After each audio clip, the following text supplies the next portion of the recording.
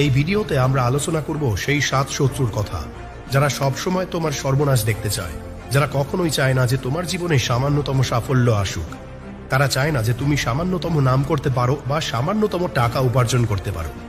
এই 7 শত্রুকে সময় থাকতেই যত তাড়াতাড়ি পরাজিত করতে পারবে, ততটাই অতিরিক্ত সময় তোমার জীবনে অর্জিত হবে।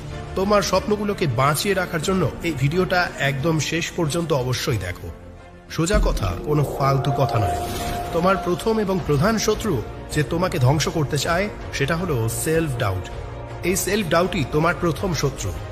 ভাই, যখন তুমি নিজের উপর বিশ্বাস রাখতে পারো না, তখন দুনিয়া তোমার উপর কিভাবে বিশ্বাস করবে? আর আমি কি এটা করতে পারবো? এই ধরনের সন্দেহ তোমার লক্ষ্য এবং স্বপ্নকে শুরু হওয়ার আগেই শেষ করে দেয়।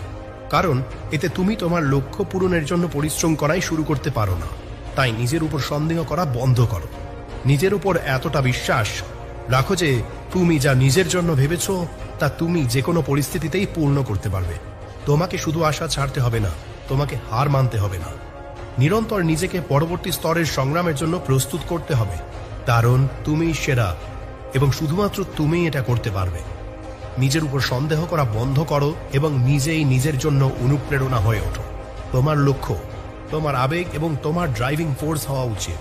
তোমার ক্ষমতার উপর বিশ্বাস রাখো এবং পরিশ্রম চালিয়ে যাও। দ্বিতীয় শত্রু যে তোমাকে ধ্বংস করতে চায় সেটা হলো তোমার নিজের মন, তোমার কমফোর্ট জোন, যার তুমি দাস হয়ে গেছো। কারণ তোমার মন ইচ্ছা মতো চলে এবং তুমি তার দাস হয়ে পড়েছ। মন বলে আরাম করো, আর তুমি আরাম করতে বসে যাও। মন বলে ওয়েব সিরিজ দেখে নাও, রিল স্ক্রল করো, তখন তুমি মনের কথা মেনে মোবাইলে সময় নষ্ট করতে শুরু করো। কারণ তুমি তোমার মনের দাস হয়ে নিজেকে পুরোপুরি কমফোর্ট জোনে নিয়ে গেছো। তোমার কমফোর্ট জোনের এত অভ্যাস হয়ে গেছে যে এখন তুমি পরিশ্রম করতে বা কিছু নতুন করতে ভয় পাও। তুমি চাইলেও সেই কাজ করতে পারছো না যেটার জন্য তুমি এখানে এসেছো। যে কাজ করার কথা তুমি ভেবেছিলে, যে লক্ষ্য নিয়ে তুমি বসেছিলে, সেই লক্ষ্যটি আর এখন তোমার জীবনে নেই। তুমি তোমার লক্ষ্য থেকে এত দূরে সরে গেছো যে যদি আজ থেকে শুরু করো তবে 1 মাস কেটে যাবে এটা ভাবতে যে আসল কাজ কি ছিল এবং কেন তুমি এখানে এসেছিলে। কারণ ভাই, তুমি পুরোপুরি ভুলে গেছো। তুমি একদম ভিন্ন এক জগতে বাস করছো, যেখানে শুধু আরাম, সময় নষ্ট আর কমফোর্ট জোন চাই। তুমি শুধু মজা করেই সময় কাটাচ্ছ, কিন্তু তোমার এখনো ধারণা নেই যে তুমি যত বেশি আরাম আর মজায় জীবন কাটাচ্ছ, ততই এই সময় তোমার সর্বনাশ করতে চলেছে। তুমি এখন যতই মজা করো না কেন, তোমার লক্ষ্য পূরণের জন্য সময় কখনো থামবে না। সময় তোমাকে কখনো মনে করিয়ে দেবে না যে ভাই, তুমি এখানে অন্য কোনো কাজের জন্য এসেছিলে, আর এটা তোমাকেই নিজের জন্য মনে রাখতে হবে। আসলে তোমার সবচেয়ে বড় শত্রু তুমি নিজেই, আর তোমার ধূর্ত মন, যার কথায় তুমি চলে চলছো। অথচ তোমার মনের উপর তোমার নিয়ন্ত্রণ থাকা উচিত ছিল। তোমাকে তোমার মনকে বলতে হবে, আজকের এই লক্ষ্য আছে এবং এটা আমাকে করতেই হবে। অনেক ঘুমিয়ে নিয়েছি, অনেক আরাম করে নিয়েছি, এখন কাজে লেগে পড়ো। কিন্তু তুমি তা করছো না, কারণ তোমার মন শুধু আরাম চাইছে। সে কেন পরিশ্রম করতে চাইবে? তোমার মন তো চায় সবকিছু যেন পরিশ্রম ছাড়াই পেয়ে যায়। 100 শত্রু মিলে যতটা তোমার ক্ষতি করতে পারবে, তার থেকেও বেশি ক্ষতি তুমি একাই নিজের করছো। আর সময় নষ্ট করতে করতে মজা নিচ্ছ।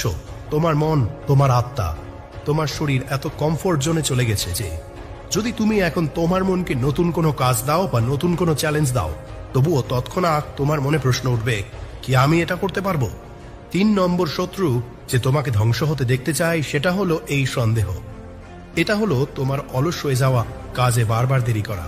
যেমন, আজ না হয় কাল করব, আজ একটু ঘুমিয়ে নিই, কাল থেকে পড়াশোনা করব, আজ আমি বন্ধুদের সাথে মজা করি, কাল থেকে নিশ্চয়ই 8 ঘন্টা পড়াশোনা করব।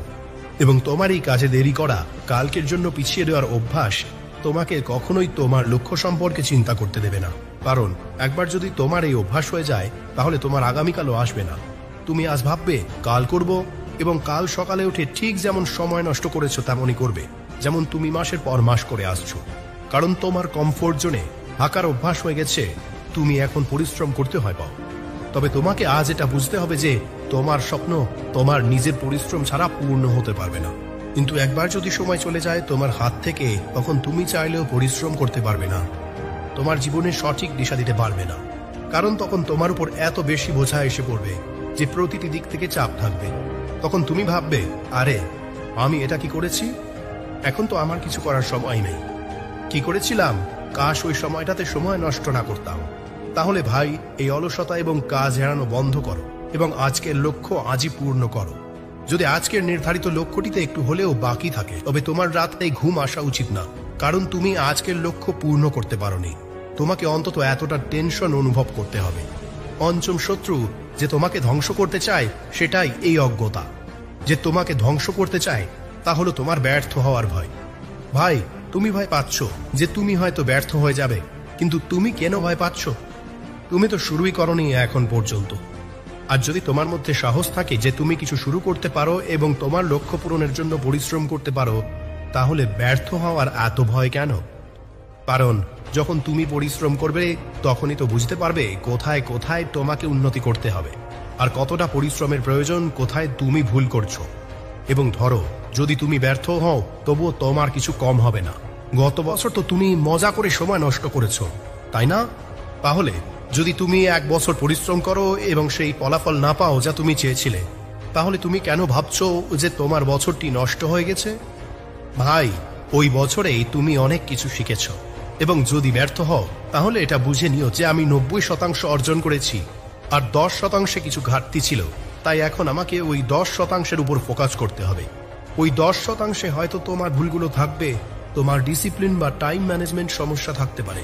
তাহলে ভাই, ব্যর্থ হওয়ার ভয় পেও না, কারণ ব্যর্থতা তোমাকে যতটা শিখাতে পারে সফলতা কখনোই ততটা শিখাতে পারবে না। তোমাকে শুধু শিখতে থাকতে হবে এবং সামনে এগিয়ে যেতে থাকতে হবে, ছেড়ে দিতে নয়, থামতে নয়। ব্যর্থ হওয়ার ভয়কে তোমার মনের বাইরে পুরোপুরি বের করে দাও। নিরন্তর পরিশ্রম করবে, তাহলে সফলতা আজ না হয় কাল নিশ্চয়ই পেয়ে যাবে। কিন্তু যদি ব্যর্থ হওয়ার ভয় তুমি থেমে যাও, যদি তুমি পরিশ্রমই না করো, যদি তুমি শুরুই না করো, তাহলে তোমার কাছে কোনো অভিজ্ঞতা থাকবে না আর তুমি কিছু নতুনও শিখতে পারবে না এবং তোমার কাছে এটা বলার জন্য কিছু থাকবে না, ভাই আমি পরিশ্রম তো করেছি। তোমার পঞ্চম শত্রু যে তোমাকে ধ্বংস করতে চায় সেটা হলো তোমার খারাপ টাইম ম্যানেজমেন্ট। তুমি তো বলতেই থাকো আমার কাছে সময় নেই কিছু করার জন্য, আমাকে তো সময়ই মিলছে না। কিন্তু ভাই, সময় সবার কাছে সমান। একদিনে সবার কাছে একই 24 ঘন্টা আছে, একই সেকেন্ড আছে, একই মিনিট আছে। ফার্ক শুধু এটুকু যে তুমি সেই 24 ঘন্টাকে কিভাবে ম্যানেজ করো, কিভাবে তাদের কাজে লাগাও। কারণ এটা তোমার নিজস্ব ডিসিপ্লিন এবং এটা বলার জন্য কেউ বাইরে থেকে আসবে না যে তুমি তোমার সময় সঠিকভাবে ব্যবহার করছো কিনা। এটা তোমাকেই বুঝতে হবে তোমার সময় আসলে কোথায় যাচ্ছে। সোশ্যাল মিডিয়ায় যাচ্ছে, বন্ধুদের সাথে সময় কাটাচ্ছে, অথবা আবার ঘুমাচ্ছে। তাহলে এমন কোনো পাহাড় তো তুমি ভাঙছো না যে তোমার নিজের জন্য, তোমার লক্ষ্য পূরণের জন্য সময় নেই। তুমি কিভাবে সামনে এগাবে যখন তুমি তোমার 24 ঘন্টাও ম্যানেজ করতে পারছো না? তুমি যদি নিজের জন্য প্রতি সেকেন্ডও সঠিকভাবে ব্যবহার করতে না শিখো, তাহলে তুমি কিভাবে পরিশ্রম করবে, কিভাবে সফল মানুষ হয়ে উঠবে? তবে এখনো তোমার কাছে সময় আছে। তোমার সময়কে সঠিকভাবে ব্যবহার করা শিখো। কলম এবং কাগজ নিয়ে বসো এবং দেখো তোমার প্রতিটি ঘন্টা কোথায় নষ্ট হচ্ছে। তোমার সময়কে সঠিকভাবে ম্যানেজ করো এবং সঠিক জায়গায় বিনিয়োগ করতে শিখো। যতক্ষণ না তুমি তোমার সময় সঠিকভাবে ব্যবহার করা শিখবে, ততক্ষণ তুমি জীবনে কোনো কাজ সঠিকভাবে করতে পারবে না। এখন সেই কাজ করার সময়। এটা কখনোই দেরি নয় কিছু করার জন্য। নম্বর 6 যে তোমাকে ধ্বংস করতে চায় সেটি হলো তোমার নিজের নেতিবাচক চিন্তা ভাবনা। তুমি নিজের জন্য এত নেতিবাচক চিন্তা করো যে তুমি কিছু পজিটিভ করতে পারছো না। তুমি সেই জোনে যেতে পারছো না যেখানে তোমার নিজেকে এটা বলতে হবে, ভাই তুমি এটা করতে পারো। তুমি সেই জোনে বসে আছো যেখানে তুমি বারবার নিজেকে বলছো, যা এটা আমার পক্ষে সম্ভব নয়, আমি কিভাবে এত বড় কাজ করতে পারবো। তুমি নিজেই নিজের মূল্য কমিয়ে ফেলছো। তুমি নিজেই নিজেকে ডিমোটিভেট করছো, নিজেকে এতটা হতাশ করেছো যে তুমি এখন শুরুই করতে পারছো না। আর বলা হয় যেমন আমাদের চিন্তা হয় তেমনই আমাদের রুটিন হয়ে ওঠে, কারণ আমাদের চারপাশে সেই অনুযায়ী এনার্জি এবং ভাইব্রেশন তৈরি হয়। তুমি যত বেশি নিজে নেতিবাচক চিন্তা করো, তোমার চারপাশের পরিবেশ তেমনভাবেই তৈরি হতে থাকে। তোমার সাথে কিছুই সঠিক হচ্ছে না কারণ তুমি সঠিকভাবে চিন্তা করছো না। ভাই, তাহলে এই নেতিবাচক চিন্তা থেকে বেরিয়ে এসো এবং কাজ শুরু করো। কেউ তোমাকে আর বুঝিয়ে দেবে না, কেউ তোমাকে জানিয়ে দেবে না এবং কেউ তোমার কাজও করবে না। তোমার লক্ষ্য তোমারই, তোমার পরিশ্রম তোমারই, এটা তোমাকেই করতে হবে। এটা তোমার নিজের লড়াই, তোমাকেই তা লড়তে হবে। এবং যদি একবারে না হয় তাহলে আবার চেষ্টা করে দেখো, এবং যদি আবার চেষ্টা করেও না হয় তাহলে কি জীবন শেষ হয়ে যাবে? তুমি কি জানো এই চেষ্টা হয়তো তোমার শেষ চেষ্টা হবে এবং তোমার সফলতা এই চেষ্টার পরেই লেখা হবে। আসল মজা তখনই যখন পড়ে গিয়ে উঠে সমস্ত দুনিয়া দেখিয়ে দাও যে তুমি হারা মানুষদের মধ্যে নও, তুমি প্রতিযোগিতা করার মানুষ, তুমি জেতার মানুষ। দুশ্মন নম্বর 7, তোমার সপ্তম দুশ্মন যে তোমাকে ধ্বংস করতে চায় তা হলো তুলনা করা। তুমি প্রতিটি জিনিসে অন্যদের সাথে নিজেকে তুলনা করছো। তার সাথে কেন এটা হলো, আমার সাথে কেন হলো না, তার সাথে এটা হলো, আমার সাথে কেন হলো না, সে সফল হলো, আমি কেন সফল হলাম না, তাকে সব কিছু মিলল, আমার কেন কিছু হলো না, সে তো আমার মতো পরিশ্রমও করছিল না, তাহলে তার আমার থেকে বেশি মার্কস কিভাবে হলো, সে আমার থেকে বেশি টাকা উপার্জন কিভাবে করলো। ভাই, তুমি তুলনা করতে এসেছো এখানে? তোমার তুলনা শুধু তোমার নিজের গতকালের সাথে হওয়া উচিত, যে তুমি কাল কি ছিলে, আজ কি আছো এবং কাল তুমি কি হতে চাও।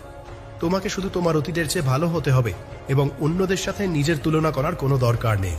সবার সংগ্রাম, সবার ক্ষমতা, সবার ভাগ্য এবং সবার পরিস্থিতি আলাদা, ভিন্ন ভিন্ন হয়। তোমার মস্তিষ্ক, তোমার জীবন, তোমার লক্ষ্য, তোমার জীবন, এই সব কিছুই আলাদা। তাই তুলনা করা বন্ধ করে দাও। অন্যদের সফলতা দেখে কেন জ্বলছো তুমি? যদি তোমার মধ্যে শক্তি থাকে, তোমার ক্ষমতা থাকে, তাহলে তুমি অন্যদের সফলতা দেখবে না, বরং নিজের সফলতা দিয়ে তাদেরকে প্রদর্শন করো। তুমি তাদেরকে দেখাও তুমি কি করতে পারো। এমনভাবে তুলনা করে ক্ষোভে নিজের মন ছোট করে তুমি কি করতে পারবে। তারা তো শেষ পর্যন্ত এগিয়ে যাবে আর তুমি তখনও সেই জায়গায় রয়ে যাবে। তুমি ভাবো আধুনিক অর্ধেক পরিশ্রম করে তুমি সফল হয়ে যাবে। যতক্ষণ না তুমি তোমার পরিশ্রমের 100% তোমার লক্ষ্যকে দেবে, ততক্ষণ তুমি ভুলে যাও যে তুমি কখনো সফল হতে পারবে। আধা আধা চেষ্টা করে কখনো সফলতা মেলে না। সফলতা শুধুমাত্র তাদেরই মেলে যারা পূর্ণ পরিশ্রম, পূর্ণ নিবেদন এবং পূর্ণ শৃঙ্খলা নিয়ে কাজ করে। কারণ তাদের জানা থাকে যে যদি তারা সামান্য ভুল করে, তাহলে তারা তাদের লক্ষ্যে অনেক দূরে চলে যাবে। তাই নিজেকে বিশ্লেষণ করো। যদি তুলনা করতেই হয়, তাহলে সেটা এইভাবে করো যে গত বছর আমি এই ভুল করেছি এবং এবার আমি এই ভুলটা আর করব না। আমি আমার নিজস্ব ভুল থেকে শিখব, তাদের ওপর পরিশ্রম করব এবং যদি কিছু কম থাকে তবে সেগুলো পূর্ণ করব এবং অনেক কিছু বড় করে দেখাবো। শুধু এই তুলনা করা উচিত নিজের সাথে। নিজের শত্রু হওয়া বন্ধ করো, কাউকেই নিজের সাথে তুলনা করো না। শুধু এটা মনে রেখো যে কাল তুমি কি ভুল করেছিলে তাতে মনোযোগ দাও। ভুলটা কেন হয়েছিল এই প্রশ্ন সব সময় নিজেকে করো, শিখো, তাকে পুনরাবৃত্তি করো এবং তাতে উন্নতি করো। তারপর এগিয়ে চলো। মানুষের ভিড়ে সামিল হওয়ার দরকার নেই। পৃথিবী থেকে এগিয়ে যেতে হলে পৃথিবী থেকে আলাদা কিছু করতে হবে। বসে বসে কিছু হবে না। তাই যেসব 7টি শত্রু তুমি তোমার মধ্যে পুষে রেখেছ, তাদের বের করে ফেলে দাও। কারণ যতক্ষণ তোমার ভিতরে নিজের শত্রু বসে আছে, ততক্ষণ তুমি সামনে এগোতে পারবে না। আর যদি তুমি এই ভিডিওটা দেখছো বা শুনছো, তো তুমি এটা বুঝে গেছো যে এইসব তোমার সাথেই কেন ঘটছে। কারণ তুমিও নিজে এই সব শত্রুর শিকার। মানে তোমার সবচেয়ে বড় শত্রু কোনো বড় মানুষ নয়, তুমি নিজেই। তোমার ধ্বংসের কারণ তুমি নিজেই। তো তাদের সাথে লড়ো, তাদের পরাজিত করো, তাদের হারিয়ে দাও। কারণ যখন তুমি নিজের ভিতরের শত্রুদের হারিয়ে ফেলবে, তখন তোমার সফলতায় কোনো বাধা আসবে না। তারপর দেখবে দেশের মধ্যে তুমি শুধু নিজের নাম নয়, পুরো পৃথিবীতে তোমার নাম উজ্জ্বল হচ্ছে। কারণ যে নিজের মনকে জয় করেছে, তাকে বুঝো সে পৃথিবীকে জয় করেছে। তো তোমাকে যদি জয় নিশ্চিত করতে হয়, তাহলে তুমি প্রথমে নিজের ভিতরের শত্রুদের হারিয়ে দেখো। তারপর কেউ তোমাকে আটকাতে পারবে না। ভিডিওটি ভালো লাগলে বন্ধুদের সাথে শেয়ার করো আর চ্যানেলটি সাবস্ক্রাইব করে আমাদের সাথে থাকো। যদি সময় থাকে তাহলে একটি লাইক করে দিও।